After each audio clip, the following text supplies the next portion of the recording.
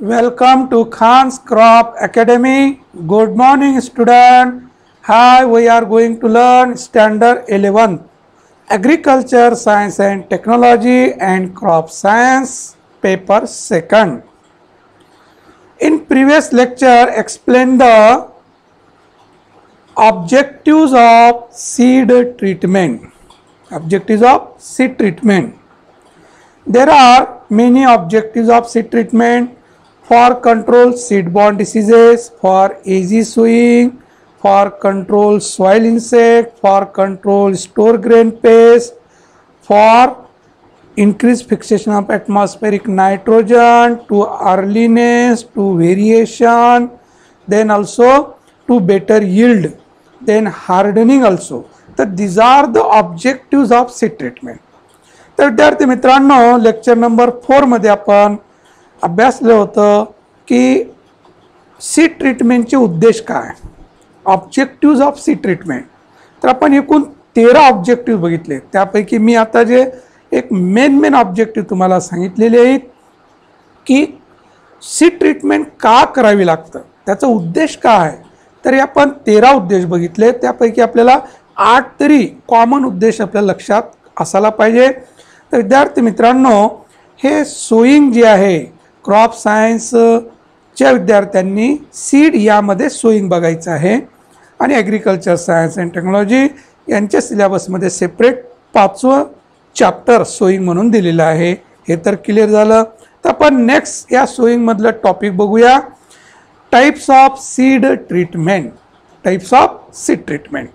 तर कोणकोणते टाईप्स आहे सीड ट्रीटमेंटच्या ते आपल्याला आज अभ्यासायचं आहे. Different types of seed treatments are as follow. That is the first treatment for improving seed germination and vigor. First types आहे treatment for improving seed germination and vigor. तर उगवण शक्ती वाढ करण्यासाठी आणि पिकाची ग्रोथ चांगली होण्यासाठी आपण काही ट्रीटमेंट करतो, ते आपण बघूया. पहिलं soaking of seed in water, पाण्यामध्ये भिजू घालणे. जसं आपण उसळ तयार करतो है ना, उसळ करण्यासाठी आपल्याला अगोदर पाण्यामध्ये बुडून नंतर ओल्या कापडामध्ये बांधून ठेवतो आपण, पण ते मोड येईपर्यंत आपण बांधून ठेवतो. इथं तेवढं नाही तर एक 4-6 तासापर्यंत अशा पद्धतीने आपल्याला पाण्यामध्ये बुडून ठेवायला पाहिजे. तर cotton seed is soaked in water for 4 to 6 hours in case of देशी and 10 to 12 hours in case of American varieties. American varieties. तर देशी व्हेरायटी आणि अमेरिकन व्हेरायटी ह्या कापसाच्या 2 प्रामुख्याने जाती आहेत, म्हणजे कापसाच्या टाईप्स आहेत. मग त्यामध्ये देशी कॉटन जर असेल तर 4 ते 6 तासच पाण्यामध्ये बुडून ठेवायचं आहे, तर लवकर तो पाणी ॲब्सॉर्ब करणार. आणि अमेरिकन व्हेरायटीज जे आहेत ते 10 ते 12 तास पाण्यामध्ये त्याचं बियाणं सरकी भिजून ठेवायला पाहिजे, नंतर लागवडीसाठी वापरायला पाहिजे. तर काय होणार, उगवण लवकर होणार. मागे पण तुम्हाला समजून सांगितलं होतं की जे बियाणं मातीमध्ये पेरल्यानंतर त्याचं कार्य काय असतं की पहिलं काम पाणी ॲब्सॉर्ब करणे. म्हणजे बियाणं काय होणार, अगोदर स्वेलन होणार, फुगणार आणि नंतर मग रॅडिकल आणि प्लुमल निघणार. तर जे मातीमध्ये 3-4 दिवस जे कार्य होणार होतं ते आपण 4-6 तासामध्ये पाण्यामध्ये भिजून ते पूर्ण बियाणं काय होणार, स्वेलिंग होणार आणि आपल्याला 3 ते 4 दिवस बिफोर जर्मिनेशन होणार बियाणं, म्हणजे तेवढं लवकर उगवण होणार. यासाठी पाण्यामध्ये भिजू घालतात बियाणं. Then second, use of chemical. Certain chemicals can be used for good germination of seed and vigor of seed. Treatment of common salt, sodium chloride or 1% for 12 hours is given to jawar seed for improving germination and vigor. तर common साल्टमध्ये हे आपण जर 1% common salt तयार करून, मिठाचं द्रावण तयार करून ज्वारीचं बियाणं जर आपण भिजू घातलं 12 तास, तर ज्वारी हे लवकर वापून निघतं, जर्मिनेशन होतं अर्लियर आणि पिकाची वाढसुद्धा चांगली होते. यासाठी आपण हे केमिकल वापरतो. Next treatment such as pre chilling. Pre chilling पेरणी करण्या अगोदर त्याला चिलिंग करून घेणे है ना. Pre drying seed and rubbing seed against hard surface. Low and high temperature treatments are done for breaking seed dormancy. तिसरी सीड ट्रीटमेंट काय आहे की काही पिकामध्ये डॉर्मन्सी पिरियड असतं, सुप्त अवस्था असते. फेवरेबल क्लायमेटिक कंडिशन असल्यानंतरही सुद्धा तो बियाणं जर्मिनेशन होत नाही, म्हणजे सुप्त अवस्थेमध्ये असतं. मग ते सुप्त अवस्था संपवण्यासाठी त्याला प्री चिलिंग करणे, प्री ड्राईंग करणे, त्याला घासणे हार्ड सरफेसवर, नंतर लो आणि हाय टेम्परेचर ट्रीटमेंट देणे. त्यामुळे काय होणार, त्याचं जे डॉर्मन्सी पिरियड आहे, सुप्त अवस्था हे संपून ते जर्मिनेशन होणार. यासाठी सीड ट्रीटमेंट केली जाते. Seed treatment with fungicides and insecticide. तर सेकंड जे टाईप्स आहे सीड ट्रीटमेंटचं, seed treatment with fungicide and insecticide. तर बुरशीनाशक आणि कीटकनाशके हे आपण बियाला काय करतो, ट्रीटमेंट करतो पेरणी करण्या अगोदर. Advantage of such treatments are as follow. It protect seed from seed rot है ना. तर सीड रॉट होऊ नये, बियाणं कुंजू नये यासाठी सीड ट्रीटमेंट केली असते.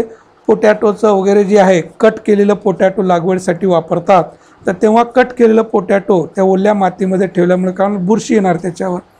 त्यासाठी फंजीसाइडची ट्रीटमेंट केल्यामुळं काय होणार, बुरशीची वाढ होणार नाही. It control the attack of soil insect. नंतर जमिनीमध्ये असणारे कीटक जे आहेत ते बियाचं नुकसान करणार नाही. तसं इन्सेक्टिसाइड वापरायचं, जसं केरोसिनी म्हटलं होतं आपण.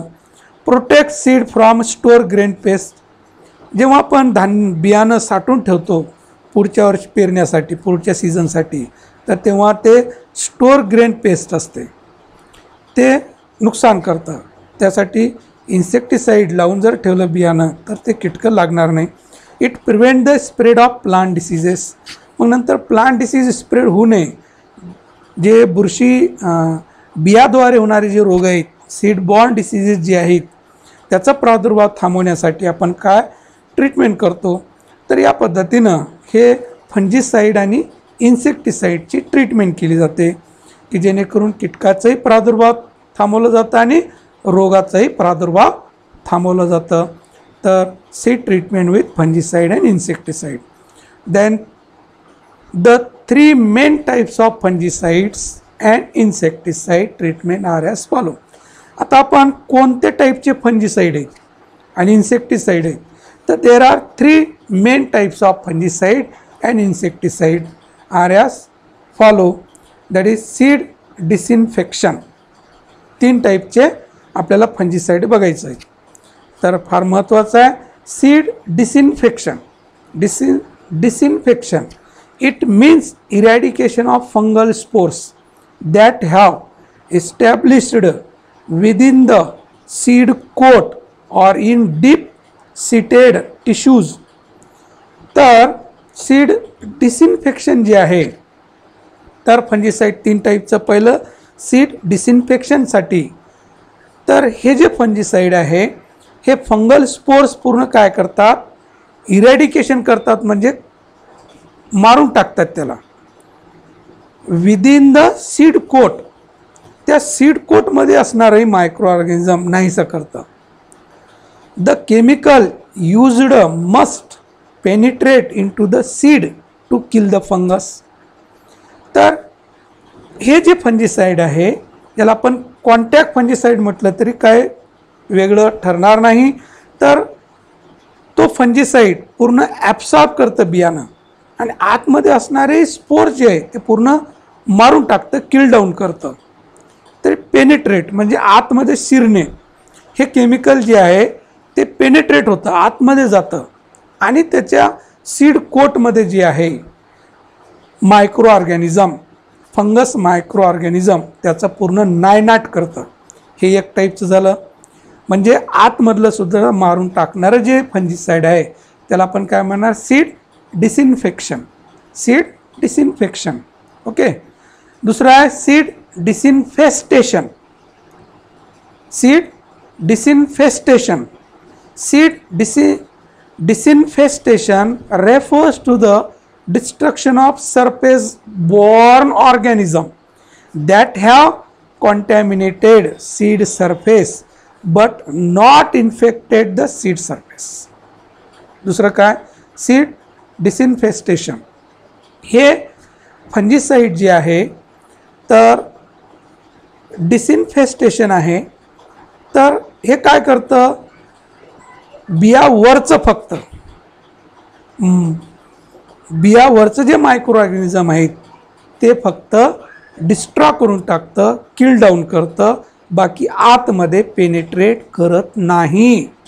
That have contaminated seed surface but not infected the seed surface, but not infected the seed surface. लक्षात, तर सीड सरफेसवर इन्फेक्ट करत नाही है ना, पण वरचं जे मायक्रोनिझम आहे तेवढंच काय करणार, ते मायक्रोनिझम डिस्ट्रॉय करून टाकणार.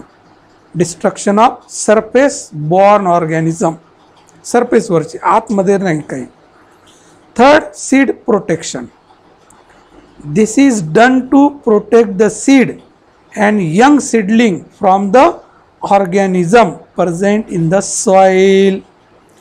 तिसरा टाईप कोणता आहे, मातीमध्ये असणाऱ्या मायक्रो ऑर्गॅनिझमचं प्रादुर्भाव थांबवतं, बियाला नुकसान करू देत नाही है ना. Protect the seed and young seedling from the organism present in the soil. जमिनीमध्ये असणारे मायक्रो ऑर्गॅनिझम याचं नायनाट करतं, ते आहे सीड प्रोटेक्शन फंजिसाइड और इन्सेक्टिसाइड. समजलं बाळांनो, सीड डिसइन्फेस्टेशन, सीड प्रोटेक्शन आणि पहिले जे आपण बघितलं ते seed disinfection, seed disinfection. Okay, आणि हे सीड डिसइन्फेस्टेशन आणि सीड प्रोटेक्शन. तर आता फंजिसाइडचे आपण टाईप बघूया. तर फंजिसाइड म्हणजे बुरशीनाशक ज्याला म्हणतो मराठीमध्ये है ना, तर बुरशीनाशकाचे बरेच नाव येतात, थायरम, कॅप्टन, ॲग्रोसन, सेरेसन. हां, लक्षात, तर हे वेगवेगळी नावं येतात. तर या फंजिसाइडचं आपल्या टेक्स्टबुकमध्ये काय दिलेलं आहे, ट्री डायग्राम दिलेली आहे. तर ती डायग्राम पण इथं समजून घेऊया. Fungicide, there are mainly two types, mercurial fungicide, non mercurial fungicide. Fungicide किती टाईपचे बाळांनो, mercurial fungicide and non mercurial fungicide. राहील लक्षात, प्रामुख्याने दोन type, mercurial fungicide, non mercurial fungicide. Mercurial fungicide also classified into two types. Mercurial fungicide also classified into two types, organomercurial fungicide and inorganic mercurial fungicide. Organic, inorganic, सेंद्रिय असेंद्रिय. लक्षात, organic mercurial fungicide, inorganic mercurial fungicide. Organomercurial fungicide example होलोटाइल compound, होलोटाइल compound. Inorganic mercurial, मर्क्युरियलचं चालू आहे, organic मर्क्युरियल, inorganic मर्क्युरियल है ना. तर यामध्ये HgCl है ना, हे inorganic mercurial fungicide. Then non mercurial fungicide classified into two types, classified into two types, organo non mercurial fungicide, organo non mercurial, इकडं mercurial non mercurial, organo non mercurial example thiram, captan है ना, ceresan, हे example organo non mercurial fungicide. आणि inorganic non mercurial fungicide, inorganic non mercurial fungicide, copper sulphate, copper sulphate हे inorganic non mercurial fungicide. असं mercurial, non मर्क्युरियल, नंतर organic, inorganic, organic, inorganic. किती सोपं आहे. तर हे फंजिसाइडचे आपण 4 टाईप बघितले. मग किती टाईप झाले? 4 झाले. Organo mercurial fungicide, inorganic mercurial fungicide, organo non mercurial fungicide, inorganic non mercurial fungicide, असे टाईप झालेत. Next special seed treatment. आता स्पेशल सीड ट्रीटमेंट वेगवेगळ्या कामासाठी. Special seed treatment. First seed hardening. Hardening अगोदर सुद्धा गेलं आपलं ऑब्जेक्टिव्हमध्ये, सीड हार्डनिंग आहे ना. This treatment is given for achieving drought and cold tolerance. Drought and cold tolerance. Chemical like calcium chloride, potassium chloride, and then potassium biphosphate are used for this treatment. तर drought resistance, जिथं पर्जन्यमान कमी असेल तर त्याला तग धरण्यासाठी हे केमिकल जर लावलं बियाला तर तो पीक तग धरू शकतं काही दिवसापर्यंत. किंवा ज्या भागामध्ये काही की थंडी वाढलेली असेल तर हे जर केमिकल लावलं असेल आपण बियांना तर याचा परिणाम जाणवणार नाही, थंडीचा परिणाम होणार नाही त्या पिकावर. Then seed fortification. Fortification this is done to achieve high vigour to overcome soil reaction. Seed fortification हे ऑब्जेक्टिव्हमध्ये गेलं. Seed fortification, high vigour to overcome soil reaction. Soil reaction त्या बियावर होऊ नये, त्या पिकावर होऊ नये यासाठी सीड ट्रीटमेंट केली जाते. The chemicals useful for this treatment are manganese sulfate. Manganese sulfate. The chemicals useful for this treatment are manganese sulfate. तर हे सॉइल रिॲक्शन होणे त्या बियावर आणि पिकावर, तर मॅग्नीज सल्फेट याची सीड ट्रीटमेंट केली बियाला तर विगरी होणार आणि सॉइल रिॲक्शनपासनं प्रोटेक्ट होणार. तर हे स्पेशल सीड ट्रीटमेंट केली जाते. प्रामुख्याने फार्मर कधीच करत नाही ही seed treatment, special seed treatment आहे, लक्षात. तर नंतर स्टेप्स इन सीड हार्डनिंग जे आहे ते सीड हार्डनिंगचे स्टेप्स आहेत. तर फर्स्ट सोकिंग इन वॉटर और केमिकल. तर हार्डनिंग करत असताना पहिलं बियाणं काय करावं लागतं, पाण्यामध्ये किंवा केमिकलमध्ये त्याला सोक करावं लागतं, भिजू घालावं लागतं विथ ग्रोथ रेग्युलेटर. त्यामध्ये आणखीन ग्रोथ रेग्युलेटर. हां. Next shade drying. नंतर मग त्याला वाळू घालायचं आणि नंतर सन ड्राईंग करायचं. Then next harden seed. या पद्धतीनं हे हार्डनिंग. तर हार्डनिंग या पद्धतीनं केलं जातं. हार्डनिंग कशासाठी होतं? For protect the cold and drought कंडिशनसाठी. तर ह्या त्याच्या स्टेप्स आहेत. आपल्या टेक्स्टबुकमध्ये स्टेप्स दिलेले आहेत, मी तर तुम्हाला हे सांगत आहे. त्या केमिकलमध्ये बुडवायचं, ग्रोथ रेग्युलेटरमध्ये, नंतर त्याला सावलीमध्ये वाळू घालायचं, नंतर उन्हामध्ये वाळू घालायचं, नंतर ते हार्डनिंग झालं असेल. Next seed plating. Seed plating. This treatment consist of coating the seed with nutrients. Coating the seed with nutrients. This is generally used for forestry seed. The seed plating जे आहे, this treatment consists of coating the seed with nutrients. This is generally used for forestry seed. तर जे forestry seed आहेत है ना, जसं की टीक आहे म्हणजे सागवान आहे, बांबू आहे, असे जे फॉरेस्ट्री आहेत ह्याच्या बियाला हे सीड प्लेटिंग केली जातं. तर this treatment consist of coating the seed with nutrient. तर त्या बियाला न्यूट्रियंटचं कोटिंग केलं जातं की व्यवस्थित वाढ होण्यासाठी, तर त्याला सीड प्लेटिंग असं म्हणतात.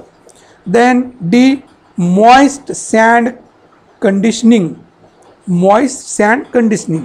This seed treatment is given for minimizing loss of seed viability. Seed viability. तर मॉइस्ट सँडमध्ये बियाणं थोडं काय केलं जातं, ठेवलं जातं. ते कशामुळं, त्याची व्हायबिलिटी जी आहे ते कमीत कमी लॉस व्हावी यासाठी मॉइस्ट सँडमध्ये बियाणं साठवून ठेवतात. This seed treatment is given for minimizing loss of seed viability जी आहे त्याची, ही व्हायबिलिटी कमीत कमी लॉस व्हावं यासाठी मॉइस्ट सँड कंडिशनिंग केलं जातं. Soybean seed is mixed with moist sand at the rate of 5 to 10% moisture content. तर ते वाळू आपण 5 ते 10% एवढं ओलावं वाळू सोयाबीनमध्ये घालून ठेवायचं. This is done for cocoa seed also. तर सोयाबीनचं बियाणं तर हे करतात, त्याचबरोबर कोको सीडसुद्धा हे सँड मॉइस्टमध्ये ठेवलं जातं. हा लक्षात. तर हे कॉमन नाही आहे, हे कॉमन ट्रीटमेंट नाही आहे. तर विद्यार्थी मित्रांनो, तर आपण टाईप्स ऑफ सीड ट्रीटमेंट हे व्यवस्थित आपण बघितलेलं आहे. पुन्हा फार इंटरेस्टिंग टॉपिक सुरू होत आहे यामधलं सोईंग मेथड्स ऑफ सोईंग. व्यवस्थित बघूया है ना. विद्यार्थी मित्रांनो, इतरांना भरपूर शेअर करा, सबस्क्राईब करा, नोटिफिकेशन मिळत राहणार. बाळांनो, तुम्ही बघत राहणार. तर कॉलेज सुरू झालं वाटते आहे ना, तरी पण आपण व्हिडिओ पूर्ण सिलेबस आपण कव्हर करणार आहोत. तर बघत राहा, आनंदी राहा आणि भरपूर मार्क घ्या. थँक्स. जय जवान जय किसान.